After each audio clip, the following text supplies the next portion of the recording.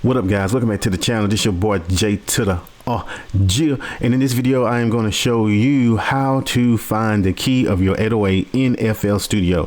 I don't care if you're using the free version, you can find it out. You don't need to produce a version. Let me show you how. So first thing you want to do is get your browser up so you can find an actual 808. In this case,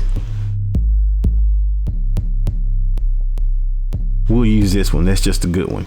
So you've dragged the 808 onto the channel rack. You want to click it.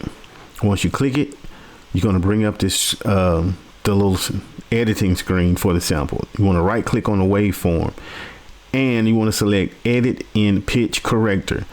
You don't even have to pay for it. Just use the trial version. And when you open it up, it's going to automatically have that 808 in the key. So it's in C2. So you know that that 808 is in C2. You want to remember that. You want to remember that. Then you want to come over here, click on the envelope and right click C2. Now you've got it set. So when you click on the channel rack, it's going to be real high because it defaults to C5, but that's okay, because then you can take that C5, erase it, bring it down to C2, and everything will be straight.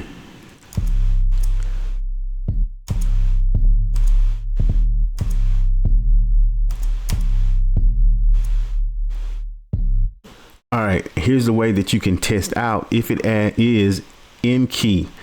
But first we're gonna go back to here so we can cut this sample so it don't overlap itself.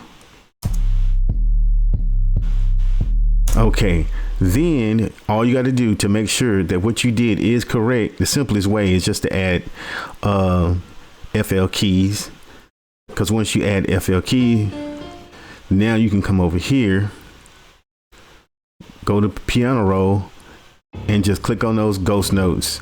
If these notes don't match up or sound right with that 808, you know your 808 is not in key. If it sounds right, same tone, you know it's in key. Let's play it and find out. Boom.